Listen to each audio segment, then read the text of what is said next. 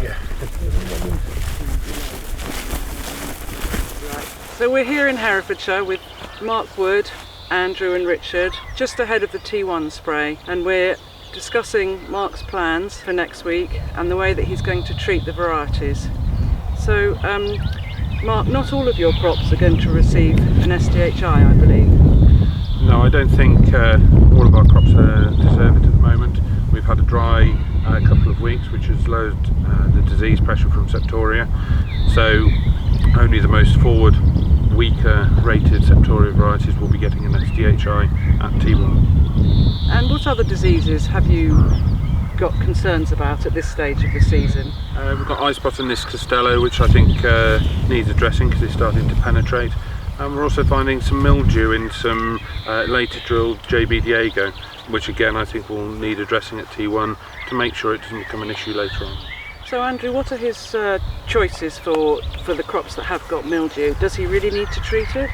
We were thinking, we were planning to use a specific mildewicide based on the variety susceptibility to it, but at the moment, because the weather is dry, the mildew is not developing and not spreading.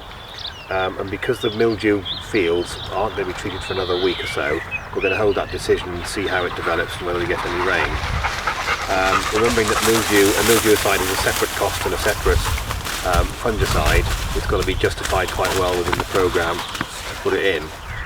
Adding it in ends about 10 to 12 pounds a hectare, so we need to see the response from that and how long it's going to last. And Richard, this dry weather is prompting quite a bit of discussion about how much fungicide is needed and how much people should be spending. Just how important is the T1 spray and how much emphasis should Mark be giving it at this stage? Well, the T1 is, you're trying to get good control of leaf 3, which essentially is not a very important leaf in terms of yield building. But this spray really does give you a good foundation to protecting leaf 2 and 1, which are coming out later, and makes it much easier to manage with your flag leaf spray. So it is important to get good control, but the situations we've looked at, 2 in particular, one which is slightly lower yield potential and one which is a very resistant variety, you know, there has to be scope there for sort of cutting back on expenditure in those situations.